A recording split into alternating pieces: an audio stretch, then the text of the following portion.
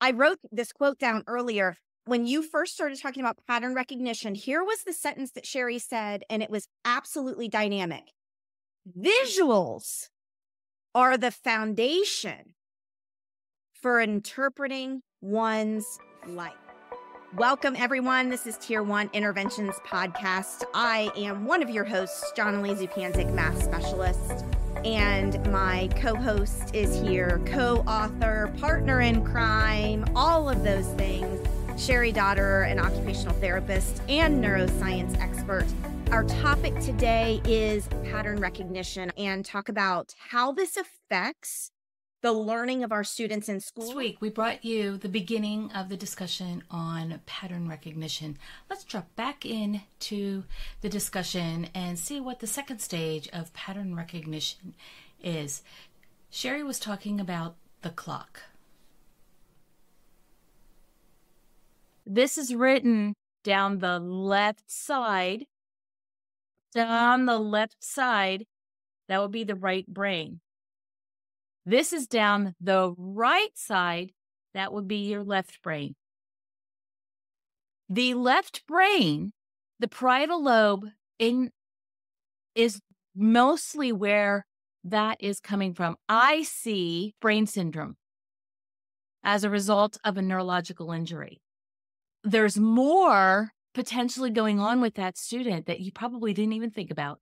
To pull this back to pattern recognition and moving into launching our math task for today, I do want to say that pattern recognition, compared to all other mental abilities and capabilities, pattern recognition has the highest and strongest correlation to general IQ, general cognitive ability. Because in general IQ tests, cognitive ability tests, much of what they're assessing is pattern recognition. Analyzing how this child's brain operates is essential for grade instruction.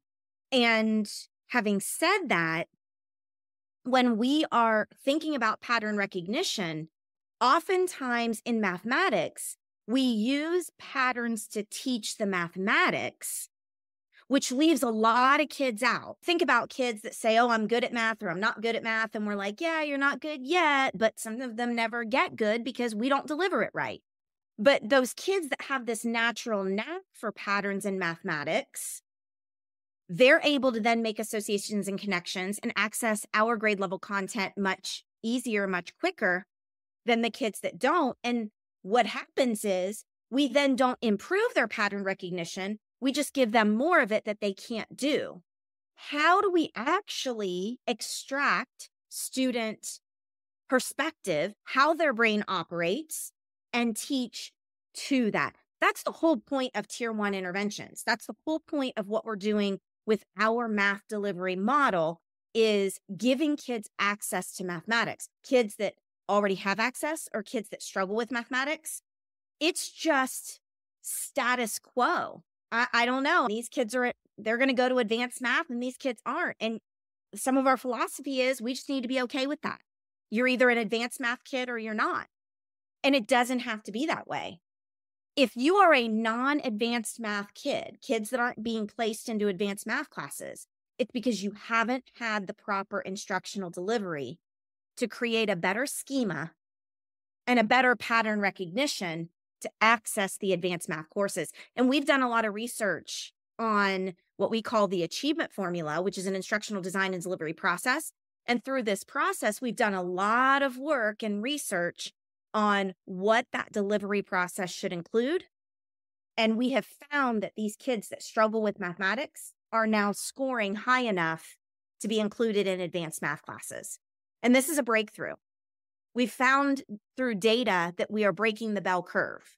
When 50th percentile is average, our cohorts of kids are not below the 70th percentile. In our achievement results, when we have students, a cohort of students that maybe only 25 of them passed the state test or end of course exam the year before, we use this model for 6 months. All of a sudden, 60% of them are passing, 70% of them passing.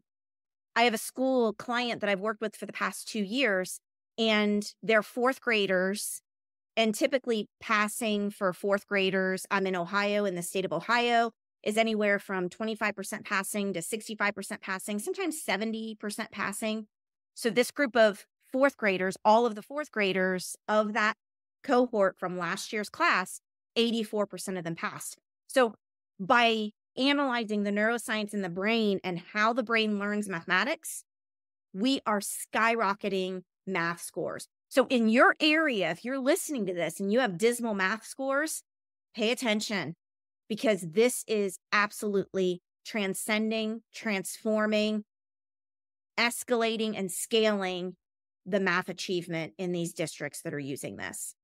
Any other thoughts, points that you want to make, Cheri, before we jump into the task that we're going to launch today to uncover how we can use a single task to improve all of these things that we've talked about? Sure. There's 2 more sections to pattern recognition. The first part we just talked about. The second part, neurologically. This is coming from a neurological standpoint. The second part is reinforcement.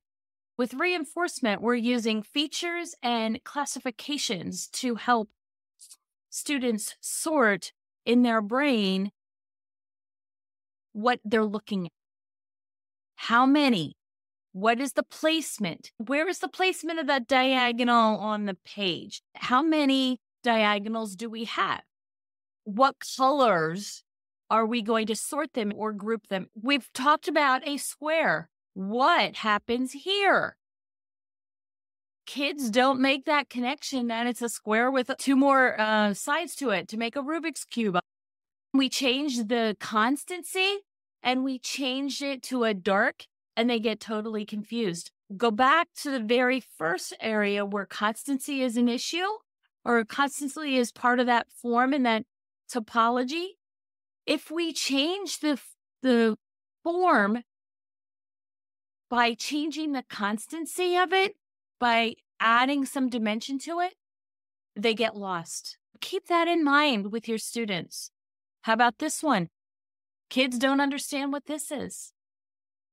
Oh, now we've just added a totally different dimension. It's not even mathematics. I'm going to breeze right into the recall. Before you do, I want to make a couple other connections with reinforcement and classification. One of them is a funny story I just thought of when you were talking, and it makes me crazy every time I go to the grocery store, but pin that for just a moment. But when you're looking at all of those stimulus that Cheri created, there was no noise. There were not a lot of words. There were not a lot of questions that made you solve or answer or put you on the spot. That is a beautiful example of a stimulus. That's how we need to teach our content, not only in mathematics, but in every area, is with a stimulus that a lot of the noise is moved, not the noise we hear, but the words, the symbols, the questions, things that are going to force answer getting and solving, because that creates high anxiety.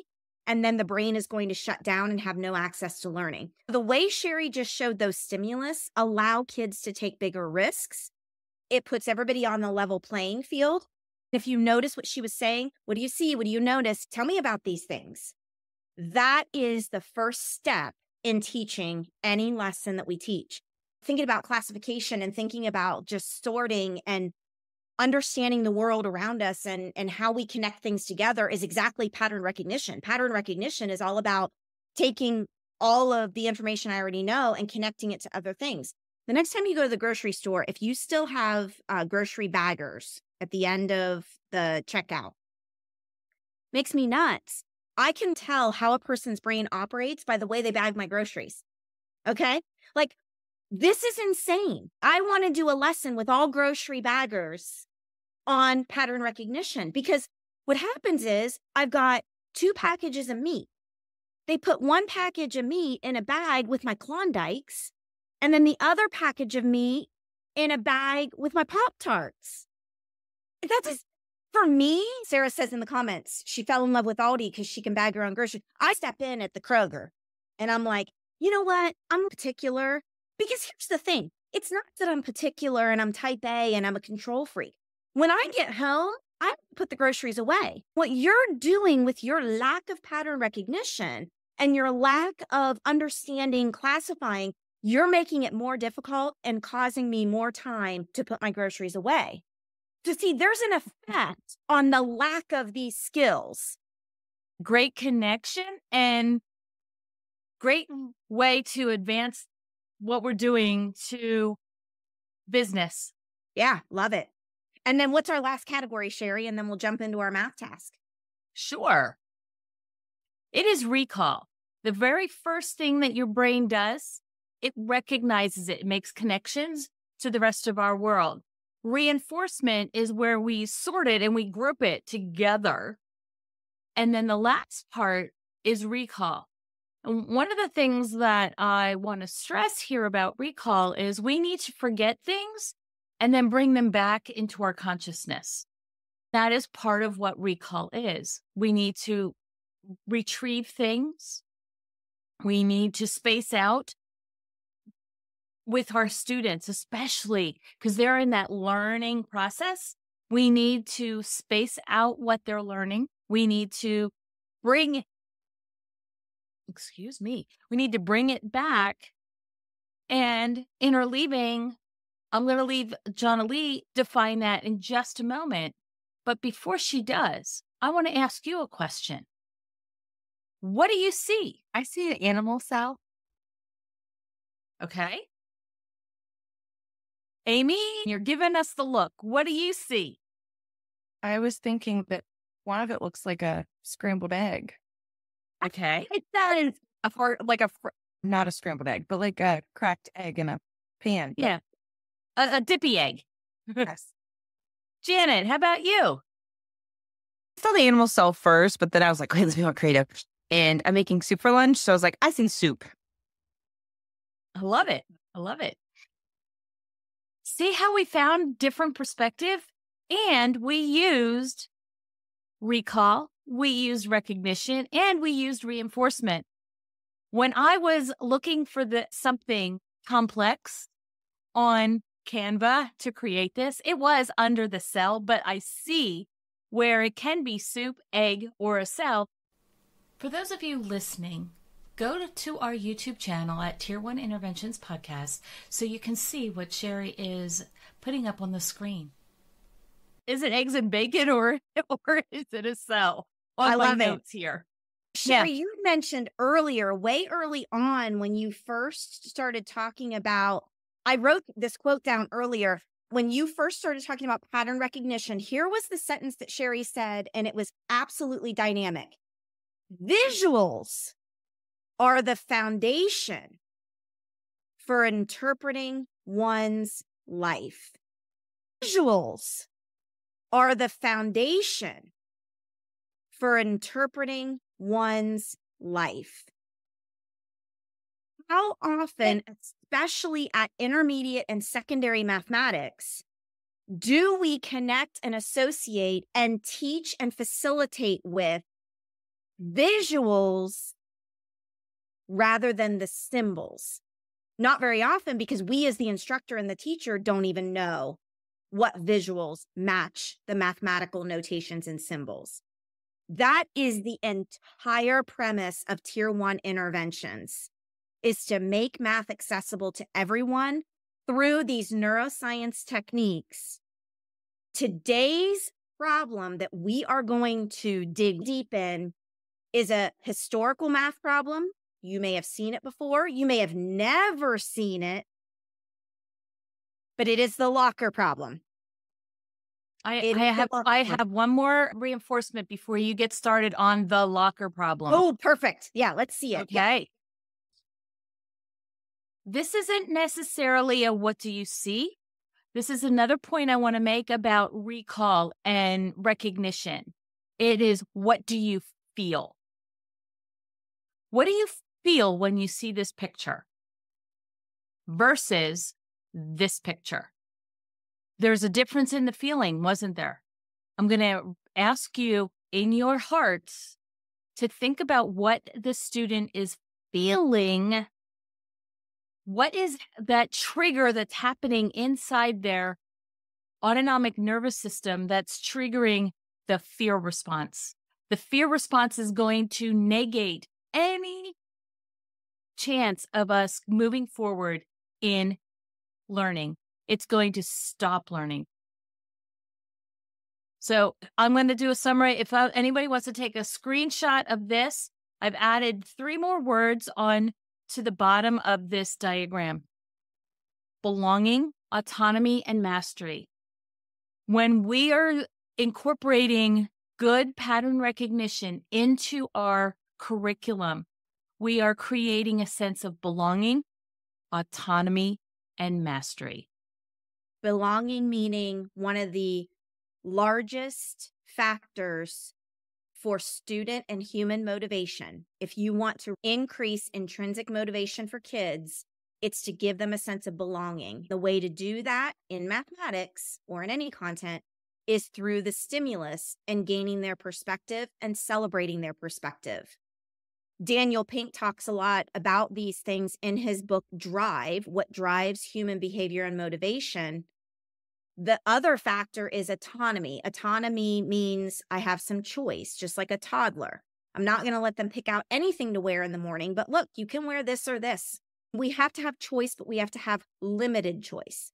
So those factors are heavily researched, number one, by Daniel Pink, on what drives human behavior. If we think about mathematical practices and we think about habits of mind, and we're like, oh, these kids just have no perseverance, it's because we're not giving them the experience necessary for them to persevere. There's nothing that they have a desire to persevere. That is not their fault. It is our fault. As we jump into our task of the day, the locker problem, I want you to think about that entire chart, all of those stages, all of those components, and try to make those connections to how we teach mathematics. Typical traditional mathematics instruction elicits that fear response every day with students. They don't get it. We're harming them every day. Now, we can be like, yeah, but I showed them 6 times. Or we get the email from a parent. The kid took home the homework and the parent they have no clue. And the teacher's, oh my gosh, we went through 3 examples. It didn't work. It didn't work. That's their perspective. The student perspective and perception is their reality. That is schema. And we can't change that by just saying, I did my job, now they need to do theirs. That's not how teaching works. All right, Cheri, give us an unveiling of what you have been working so hard on and what we have to offer people. That's just fun. Yes. So this came totally out of left field and totally not in my thought process until I got something on Facebook one night that said, why don't you do this? And I'm like, but I can't. There's nothing we have to offer. We do. So the first module that we recorded was called the pizza problem. What I've done is I've taken the pizza problem and I've turned it into 1 page. Quick start guides that you can just take the ideas, and I'm working on all of them. Okay. That's not it. That's not everything. I've also had to incorporate some ideas for writing. There's some ideas for writing. And on the back of that, there is a checklist on what to look for when you've got kids who have writing struggle, where the core issues might be. I do have a welcome thing. We've also been, I'm not quite ready for this one to go out yet, but we've also been looking at how to use Tell Me About. So Tell Me About currently has a little 2-page. I think I have to work on that some more. But that's not all. We have some presents for you. Inside this little package is a little gift for you. We have gifts like this for you. Everybody needs stickers, right? One of them says, be kind. Where are they? Here they are. Can you read it? Can you back it up a little bit? Maybe because it's the wrong way. There we go. I am brilliant. So this goes along with, where did I put it? Why do short pencils help our kids? If the kiddo, you gave a kiddo a pencil that says, I am brilliant, who's struggling, what does that tell them? Locker problem magnets. Sarah, you would appreciate these. I'm not so sure Krista would, but Sarah, you definitely could use a scrunchie or two. Let's see. We found this amazing game. It has all of these colored stickers that are made out of squares. And there's a game that goes with it. We give you one copy and we tell you how to find some for the rest of your classroom. The teacher survival kit. So you can use this bag for whatever you want. Plus, just for the holidays, we got some socks for you. Because you always want to come warm up by the fire, right? And I'm wearing them along with a bangle.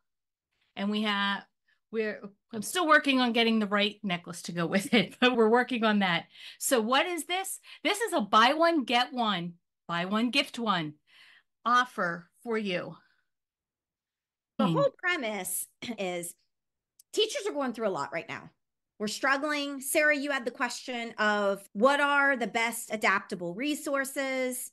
So we've combined that question for each of the tasks. Like, what are the best adaptable resources for each of the tasks? We have a quick start guide. So it's all based on the tasks, but it's also based on teachers need to just take care of themselves.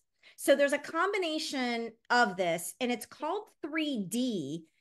3D, the three disabilities, dyslexia, dysgraphia, dyscalculia, and it's relief in 3D so that we can get some relief for our struggling students, and then just fun relief for us, like good, fun gift for us. Our brand new store. This is brand new. You guys are the first people to see it.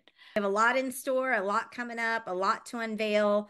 It's going to be an amazing year, not only with the tier 1, but also with all of these additional things that we will have to offer. And join us in 2 weeks to learn more about the locker problem. Coming up next week, we're going to be talking about impact learning.